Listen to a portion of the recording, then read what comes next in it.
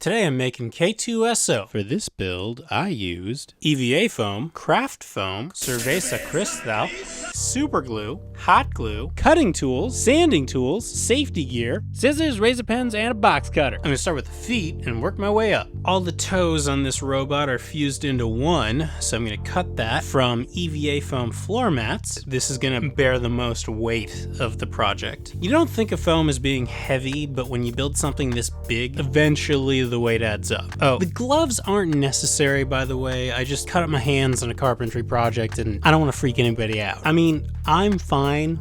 Don't worry about me, it's all superficial. It's just my hands look like Sam Neill at the end of Event Horizon. And I had people freaking out over red paint stains when I built B2 Emo. So, you know, gloves. Oh, but if there are any Expanse fans out there, these are Carhartt gloves, which were used as the futuristic spacesuit gloves for all the spacesuits in the Expanse. Okay, that's one franchise ruined, now on to the next! So I made those pieces double thick and hot glued the layers together. I weighted it down with metal machinist blocks, which will not only help it hold in place, it'll cool down pretty fast, but the foam, you know, being foam, it's an insulator. It's gonna extend the cool down time. And until the glue is cool, it's still kind of a liquid. You know, the pieces tend to float, so you gotta make sure they're secure. I use the same process of cutting and stacking layers of foam from a template so that all the pieces would be the same dimensions on the rest of the foot. Really, for the rest of the build, I'm gonna be using this method, but on all the flat parts anyway. I'll change things up once we get to the armor. Okay, so I make and refine these templates as I work, and then when I'm finished and I know that they work, then I scan them in, I clean them up even more, and I'll make them available to you guys. Link to those patterns will be in the video description down below. So as we move up the ankle, we come to the first joint, which is made using stacked foam circles, which I'll elaborate much more on a little later in the build, but I'm getting ahead of myself here. Then I made an armor panel for the top of the foot out of scrap foam cut into an angled shape. These will hide the seams. Well, the inaccurate seams. Every time I build something mechanical, I try to align the seams of the foam cuts to match up with the seams of the machines. It saves on putty. I built up the heel with more scrap foam, including a puzzle strip from the floor mats, with all the puzzles cut off. Then I made the toe hinge out of sections of foam dowel and a wooden spike for the actual hinge pin. I attached the center of that pin to the foot and the edges to the toe, making sure not to get any glue in between those sections. And now it can pivot. Then I repeated all those steps to make the other foot.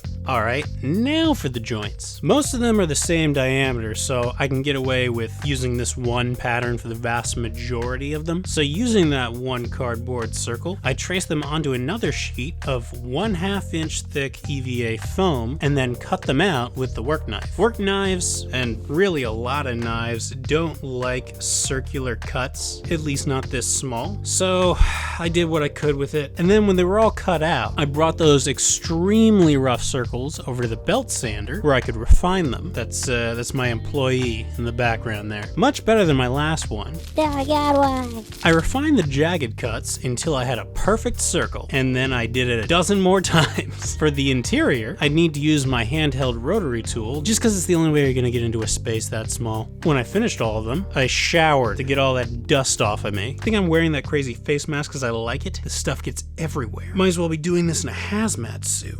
I glued them together, 2 at a time, with the pattern side on the inside so that it wouldn't show. And that's how to make the world's worst bagel! I did that to the rest of them, and then I repeated that over and over until I glued them all together to make the world's worst flapjacks. So, would the syrup be hot glue? You know it would. Okay, now that all the hinges are done, I have to make something for them to attach to. Like a hatch! Or a shin, I guess, if we're gonna stick with the title of the video. The shin bone is the same process as the feet. You just stack layers of foam. This will be the core that all the details will be built up on top of. Starting with more puzzle strips with the pieces cut off. So I hardly ever use these metal blocks because they're too big and unwieldy. But to get something this narrow that's also flexible to attach and align straight, it's kind of necessary. The other side has 2 of them. This is actually the inside side of the leg. That will become important later. Not that much later though. When the glue dried, I cut off the excess with a K-bar, which is great at cutting both foam and fascias. Next, I assembled the ankle. I cut a base circle and then aligned 3 of the previous bagel cuts and glued the base circle to the outer bagels only. Bagels is the technical term, by the way. Then I shorted up with scrap foam triangles. Oh, by the way, if you want to make this super sturdy, you can always just make a wooden skeleton and use wooden bevel shims to make all this work. But I'm redoing the wood cutting area of the shop right now, so foam! I don't know, I like working with foam. Every time you transport these things, there's going to be some turbulence, and foam can handle that.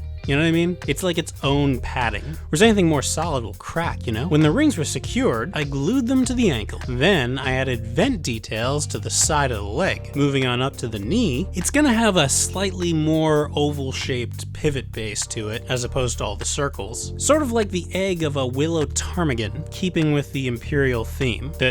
Those are the most imperialistic birds. Just, if you know, you know. Anyway, 1 large egg and 3 smaller eggs. I stacked those on top of each other, then I glued only 1 ring into that one. Again, I had to reinforce the heck out of that. In fact, I went in with some wooden skewers and just stabbed right through the foam just to give it a little bit extra durability. Any area that's gonna move and flex a lot, you really wanna reinforce. Then I glued it to the top of the shin. To finish this section, I made some armor plating out of 3/8 inch foam because it's a little bit easier to shape than the thicker stuff. I shaped it by heat forming it, which involves this heat machine. Heated it up, I rolled it up, and then I stuck it in some cardboard tubes to cool down. This takes some time, but don't just set it and forget it, because these heating elements can get hot enough to start fires. And you know, you're taking a kind of flammable thing and putting it into a really flammable thing. So, you know, keep an eye on it. When it was cooled, I wrapped it around the leg and glued it in place. The top of the knee was pretty much the same as the bottom, but I built it to be able to pivot side to side to allow further range of motion. I did that by drilling holes in it with a leather hole punch, and then I cut a length of dowel to act as the pivot point, the axle, and attached the outer rings, which are 3 layers thick for the knees. The knees are actually slightly larger rings, by the way,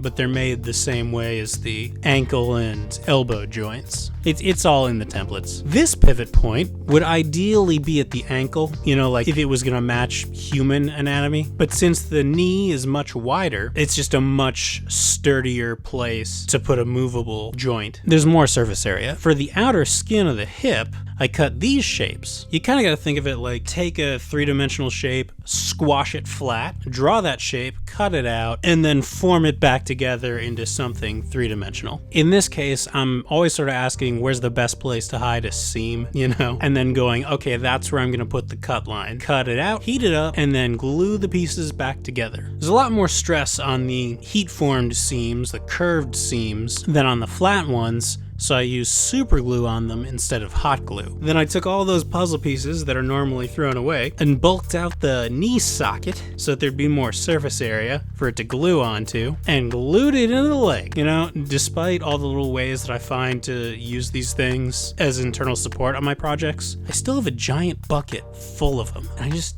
can't bring myself to throw them away. That's the hoarding demon on my back. I'm going overboard here because the pivot point is going to have a lot more stress on it, specifically at the knee, than any of the other joints, because it has most of the weight of the prop on it. Oh, I repeated all these steps for the other leg, by the way. Then I made the pelvis out of foam panels. It's a lot more angles than curves, so there's hardly any heat forming on this. I glued them all together to make the world's least comfortable pair of briefs. Then I added these internal panels to hold on to the pivot points. Moving on up to the abdomen, it was conveniently boxy. You know, just anytime I don't have to make curves, it's so much easier. And this is all just one stencil, repeated 4 times. Oh, by the way, for the cosplayers who are watching this video to do like a wearable version, you only need to make the outer armor. You don't need to worry about all this internal stuff. Like, rather than making the abdomen, you can just do this belly plate of machine nonsense. And I don't know, maybe wear stilts. So once once this slightly pyramidic box was built, I got to work on the details. I started by cutting basic shapes and gluing them on, and as they were secure, getting smaller and more intricate until it looked right, such as the most general way to define the arduous and unending process of greebling. You know what really bothers me is that the most intricate detail is on the back of this, and as I sit here recording this, I realize that I never really filmed the back of this robot altogether, so let's add another shot to the pickup list. For the intricate details, I made a stencil and traced them around the perimeter. Then I used a flat edge penknife to chop out the squares. The smaller circle was easier. Then I glued it on and added a vent using foam triangle bevels. You can buy these pre-made, or you can make them yourself by cutting off the edge of a piece of foam at a slant. And that's why I save all my offcuts. Also hoarding. Little column A, little column B. I did a smaller version of that for the smaller circle. This time it wasn't easier. And then I added a bunch more space stuff. On the sides, I glued on narrow PVC pipes to represent the pistons. I just happened to have some that were already painted silver. This isn't a weathering build. I've covered that in too many other videos, and this is taking too long already. But occasionally I just have some pieces that are already painted, so yeah, where I can catch a break, I'll go for it. And then I added more detail, including strips of foam and a half dowel for the center piston. Those are the basic side details, that's all you really need, but I added all sorts of sci-fi nonsense. It's called gack. A flock of greeblies is called a gack. Then I built out the belly and added more details. See, this is what I'm talking about. If you're doing a costume, you don't have to make the core at all, just make this piece, you know? And maybe the back panel. After that, I attached the trunks. For the limb connection points, I made shallow cones, like so, really large circles, and narrow curved strips. Then I glued them onto the body. Some of the belly details are just drawn on, which they actually did for the Stormtrooper helmet details on the original Star Wars, so I kind of got a kick out of that, you know? This doesn't have to be complicated. You know, you don't have to reinvent the wheel. You know, you don't need the volume for everything. Next, I made the chest armor. Now, part of why I chose to do this ridiculously complicated build was I thought I could get away with using my Juggernaut Trooper armor for the chest, but it's just ever so slightly different that I'm going to need to make an entirely new pattern. I blame Kathleen Kennedy. Scratch that. Blame her for a lot of things, not for this. This is a production design thing. So I guess I gotta make a new pattern. I made that and then heat formed the edges. Then I glued the two halves together and made the center panel. Again, ever so slightly different. A little narrower, a little longer. It's just ridiculous stuff. I cut that out so that its edge was slightly angled inward, because the other pieces are going to have to be curved inward, putting that edge at a bevel. This is so that it sits correctly. Then I glued it in between the two side panels, and I made a back panel in much the same way as the front panels, although this time I was able to get away with cutting out of just one piece. I heat formed the edges and then attached it to the front panel. Because it's a robot and not armor like I'm used to doing, he's got this hunched over posture. So to get that, I have to add a bunch of panels and internal structure in order to bulk it out that I otherwise wouldn't have to. He's like 10 feet tall but has scoliosis, so that makes him 8 feet tall. It's a whole thing. Then more details. Forever and ever details. Okay, so here's something new. So one way of adding detail is scoring lines into the foam and then heating it up with the heat machine, and instead of shaping that piece, just letting it sit and cool back down, which causes the scored lines to open up a bit and look like a panel line, like an inset panel line. After it cooled, I added 2mm white foam for further depth. Then I made the backpack details, which are a lot like the Stormtrooper backpack details, but just more. They added more to it to make it look more intricate. The walls are curved where they rest against the shoulder blades so that they'll sit flush against the droid's back. I assembled the box using hot glue. Then I attached the 0 and the 11, and then added the droid specific details from scrap 2mm foam, including the antenna bases. Well, those were dowel sections. I'm gonna use something narrower for the antennas themselves, like chopsticks or paintbrushes or something, but that's gonna be like the second to last thing, because I know I'm moving this thing around so much, it's probably gonna fall over while I'm setting it up, and antennas are always the first thing to break, so let's save those till the end. Then I added 2mm squares around the perimeter of the 0, and I filled in some of the seams with with putty, which unfortunately means that I'm gonna have to paint. But at this point in the build, there's still enough time for the paint to dry, and it's finally warm enough outside that I can paint, so we're all good. I used gray plastic to cover up the putty, by the way, because it basically matches the gray of the EVA foam. I added internal supports to help the chest hold its shape. There's an inset panel just below the backpack that has even more detail, so I extended the module with panel inserts, hid those seams with more putty, and added details using 2mm foam, 4mm foam, hole punches, not quite pressed all the way through, and putty. Then I made an inverted cone similar to how I made the hip joints, but a little bit smaller circumference and inverted for the neck hole. I cut a hole in the center of that for the neck itself. And that's the torso. I stacked it onto the abdomen and moved on up to the arms. I made more pivot joint cones for the shoulders and added puzzle offcuts around the circumference of those, again to create more surface area. This is my go-to piece of scrap foam for structural support on the interior, just because I know I'm never gonna run out of them, and they're literally good for nothing else. So maybe packing peanuts. At any rate, it makes it sturdier. Then I glued them into the body. So I do want to point out, if you're making this totally accurate, these require a lot more work as far as scoring, paneling, painting, and weathering. That's not in the budget. So if you enjoy these videos, but want to see them taken even further, then consider heading on over to the Patreon page, where you can enjoy ad-free early uploads. And now back to the video. EVA foam isn't sturdy enough for a pivot point, so I cut up a broom handle and stuck it all the way through the shoulders to create a sturdy fixture point for the arms to attach to. I'm using the same one for all the wooden pivot points, just so that I can use the same hole punch and not go, oh, what diameter did I use? I was gonna say because I'm being lazy, and sure, there are areas where I am being lazy, but I think this is like the actual most manual labor that's been done on this build. You know, it's like sawing and hand drilling, essentially. Oh, hey, this is where the gloves do come in handy, by the way. Like, this is the part of the build where you should be wearing Carhartt gloves, because I had to make a ton of these, and even with the gloves, your hand gets pretty raw. You know, for all the hand models out there, I think that ship has sailed for me. These pivot across multiple axes, by the way, so, you know, just create a right angle in there. Here's the shoulder pauldron. The upper arm is relatively simple. It's just a squashed cylinder with vents in it. So instead of circles, I capped it with ovals. Like the knee joint, this one also pivots, but that was a lot easier to make than the knees because this supports way less weight. I glued those directly into the pauldrons and added the shoulder joint on top. I attached the bagels to the end and moved on to the forearms. They're essentially just extremely elongated cones. In fact, I could have cut these all in one piece and then heat formed them and rolled them up, but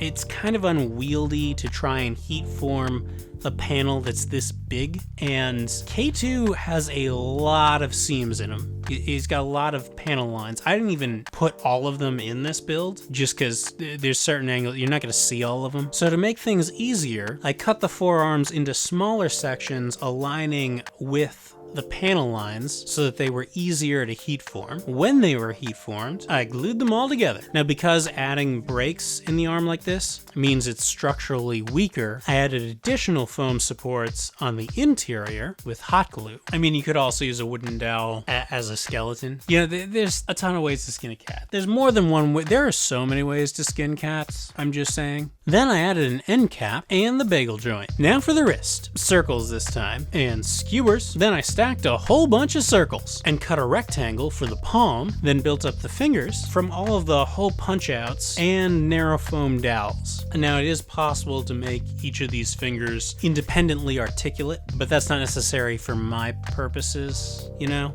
It's possible to make a Boston Dynamics version of this robot. That's a bit outside my wheelhouse, all right? And you know, if you want to see the most precise, accurate, functional robot possible, then support me on Patreon so that I can make Skynet and bring about the apocalypse. Are you happy now? Would that make you happy? Now for the head. I made a dome, much like I normally do for helmet domes. It's the same process.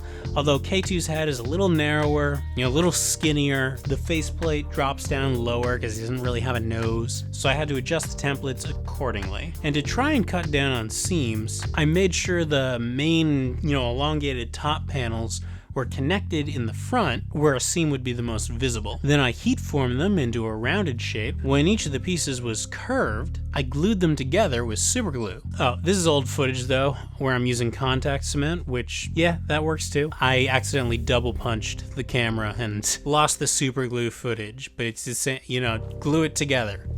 It's not rocket science. Just the old workshop had better ventilation, although it also had a robin infestation, which, okay, I'm ambivalent to a robin infestation, but the birds are getting pretty aggressive with their harassment of my workshops. Just saying. Not that I prefer rats, but I prefer not to see the infestation, you know? When the glue was dry, I reheated it to even out the lumps and make a more uniformly rounded dome. Next, I made an oval-shaped internal support structure from foam for the horizontal axis and a half circle for the vertical axis. I put that structure together separately from the dome because it isn't actually going to be glued in. The dome has to open up on a hinge because, you know, there's that one scene where he's accessing the memory of the Imperial robot to find out where they need to go and all that. But also there's the practical element of I need to get in there to put in different lights and things. I put that structure together separately from the dome